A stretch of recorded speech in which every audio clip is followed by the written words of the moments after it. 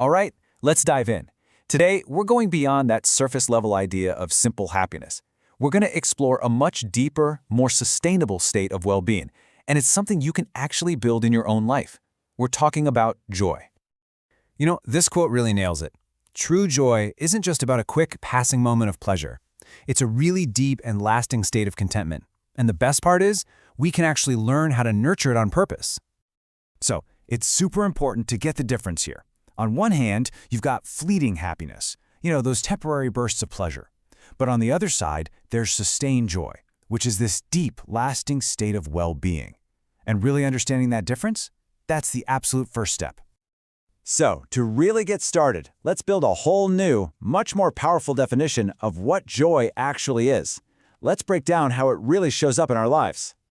And this, right here, is such a game-changing shift in perspective. It takes us from this passive view where joy is something that just kind of happens to us, to a much more active one where joy is a skill we can actually develop. It's a choice we can make. Okay, so let's get into the core framework that can help us make sense of all this. I want you to think of it as a brand new lens for looking at your life and your own well-being.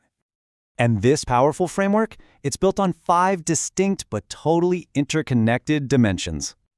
So here they are: spiritual, psychological, emotional, physical, and social. When you put them all together, they create this really holistic picture of what it means to live a life filled with joy. So let's just quickly touch on what each of these means. First up, we've got spiritual joy. This comes from that feeling of being connected to something bigger than yourself. You might feel it when you're meditating, or maybe when you're out in nature and just get hit with this profound sense of peace. That's it. Next, there's psychological joy. This is that incredible satisfaction you get after you finally finish a huge project you poured your heart into, or when you master a skill that was really tough. It's the joy that comes from having a purpose and bouncing back from setbacks. Then, of course, there's emotional joy. This is found in those feelings of love, gratitude, and just deep, quiet contentment. Like that simple but overwhelming feeling of gratitude for a beautiful sunrise, or a moment of just pure connection with someone you love. Physical joy is all about our bodies. It's that feeling of energy you get from a really good night's sleep, or that rush from a great workout. It's even the simple pleasure of really savoring a delicious, healthy meal. It's vitality. And last but not least, social joy. This is the joy we find when we connect with other people, in our meaningful relationships, our communities, and that powerful feeling of belonging.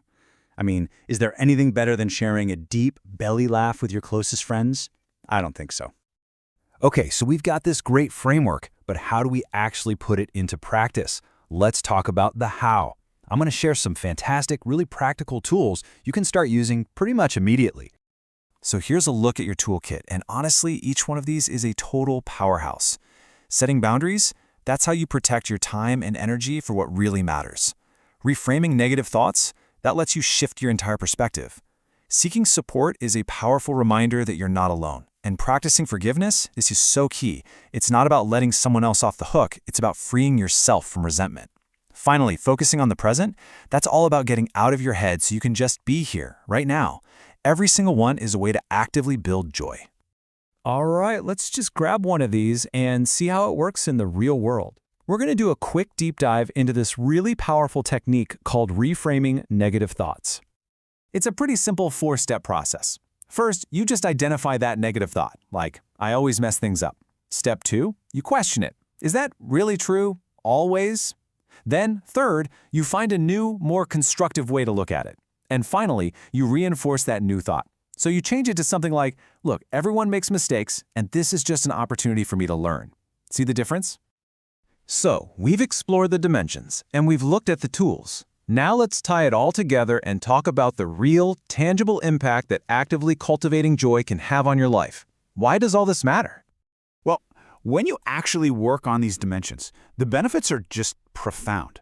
We're talking about a huge boost in your overall well-being, being way more resilient when life throws you a curveball, a much deeper sense of fulfillment day to day, and stronger, more authentic relationships.